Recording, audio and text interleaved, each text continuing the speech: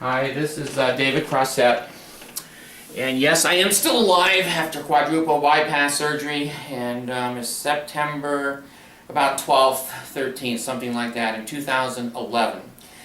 And I'm making these videos for a couple of reasons. One is that I made them before, and one of my ex-wives, Jeannie, stole all those tapes, and I don't have any of that record at all.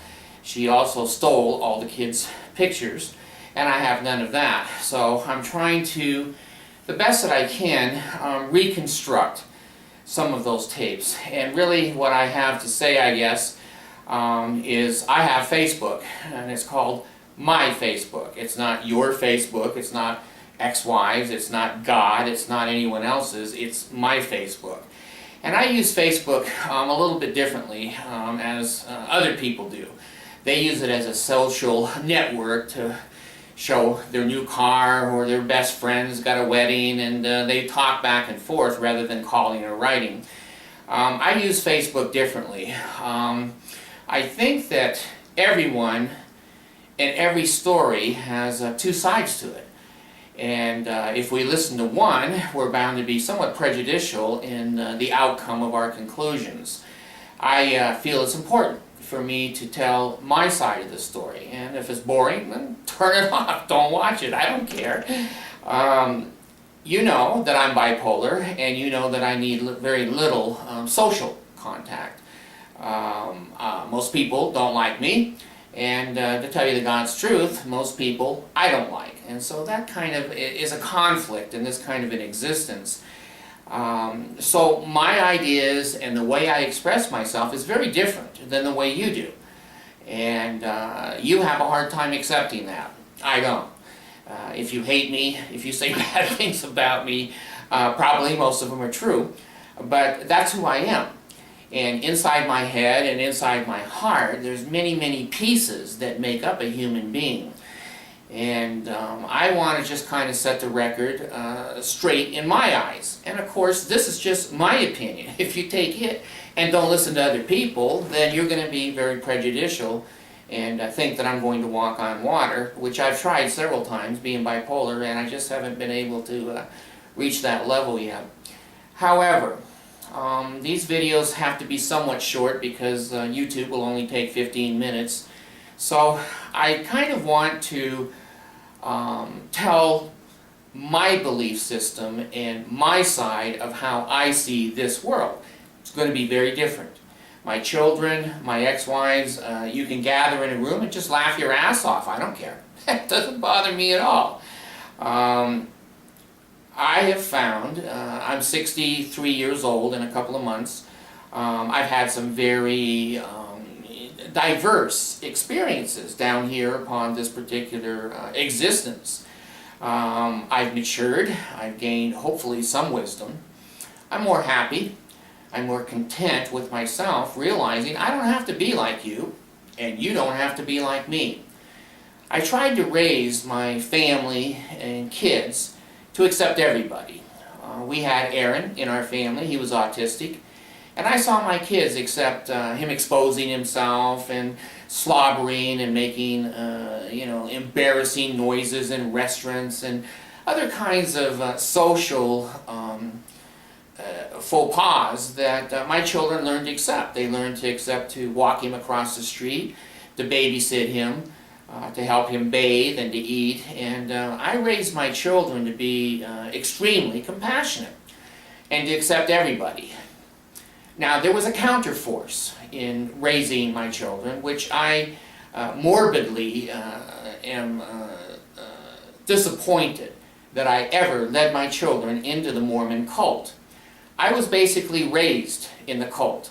My parents were converted by state missionaries in Michigan when I was about 7.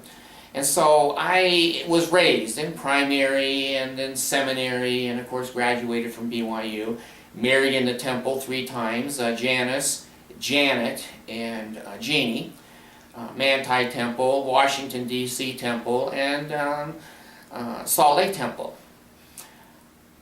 I believed and wanted to believe the principles of the Mormon Church. Families, loving each other after this particular life are able to live together forever.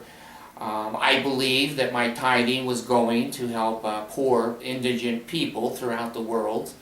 I believe that Joseph Smith saw God and Jesus Christ in the sacred grove, which I've been in. And by the way, I've been everywhere that Joseph Smith has been, except in the bedroom of Helen Mar Kimball. I was at his birthplace. I've been at Palmyra. I've been on the Hill Cumorah. I stood where the monument is, where the box was supposed to be that held the gold plates. Of course, the Sacred Grove, many of his homesteads and houses, Martin Harris's houses, many people that he associated with. I've also been, of course, to Nauvoo, seen the Nauvoo temple knocked down. Hinckley spent your money to rebuild that, not mine. And there's not enough Mormons in that area to even line up for the temple. But I saw the destroyed temple in the city of Nauvoo. I've read the entire Journal of Discourses. I've also read the entire Church History by B.H. Roberts. I also graduated from Brigham Young University, which required, I remember, 30 or so religious credits, which were like seminary. I'm a 4-year seminary graduate. In the church, I've been in 2 or 3 elders' quorums. I was in one state presidency as a clerk for a little while in Hartford, Connecticut. And of course, I've taught, I taught seminary for not very long, about a month before the state president didn't like me, and I didn't like him, and so I lost that position. But I worked in the temple in Los Angeles for, gosh, it was 1.5 years, 2 years, something like that. And so to look at me and say, gee, he doesn't know anything about the Mormon Church. I've been in the Mansion House where the first ordinances of Joseph Smith, after he graduated the Masonic order there in Nauvoo, gave the first ordinances of the church and his polygamy revelation. And I've been to Hiram's grave. I've been to Joseph's graves. I've also been to the Carthy's jail upstairs. I've sat in the window where Joseph Smith sat, where he fell out of the wall window and fell by the well down there. I've been in Liberty Jail. I've sat in Liberty Jail where Joseph Smith sat. I've lived in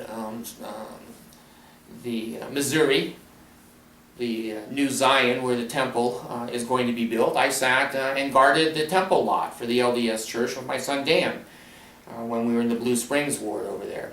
So when you look at me at 63 years old, I know the Mormon Church. I've read, McConkey's books. I was taught by Hiram Andrus and Cleon Skousen and Roy Doxey, which were the elite of the Mormon Church at the time I was at BYU.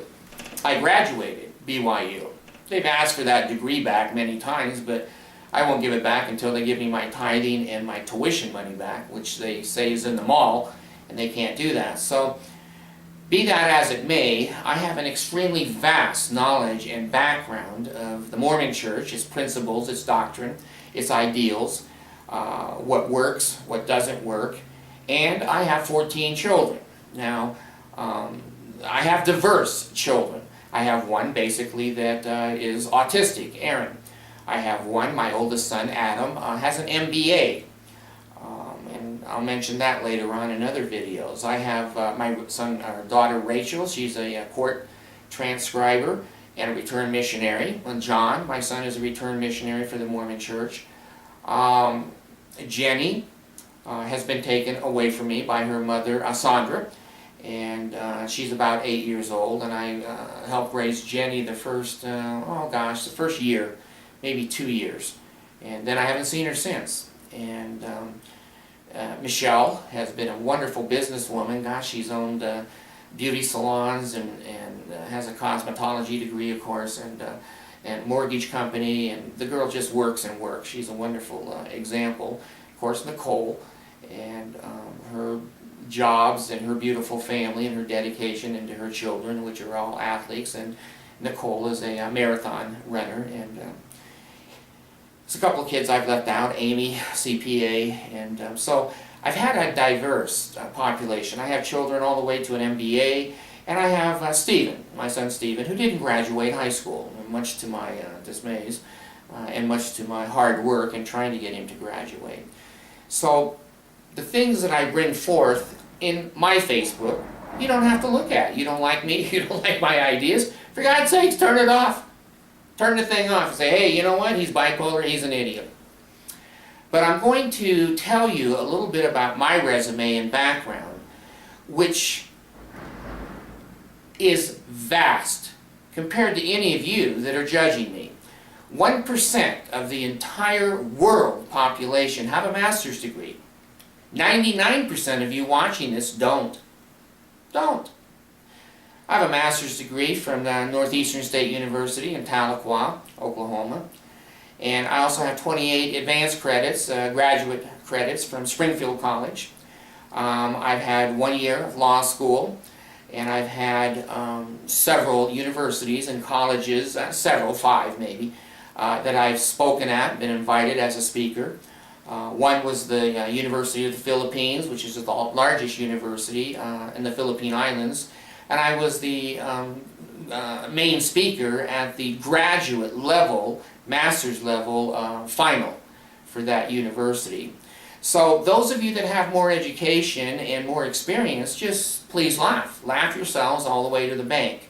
But I'm going to put in a series of videos that tells about me and my life, and the reason I'm doing it is for me. It's for me.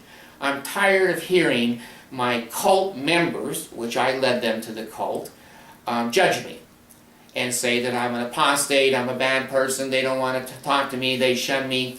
That's okay. They can shun me. That says much more about them and their religion than it does about me. So this is tape number 1, and I'll probably get confused and put out the wrong tape numbers. But this is tape number 1, and I'm going to end it because it's been about 15 minutes. And then I'll produce tape 3 and round down until I'm satisfied. Not you, me. Thank you very much if you're watching. If no one's watching, that's okay, because I'll watch it myself. And I'll enjoy it myself. Thanks.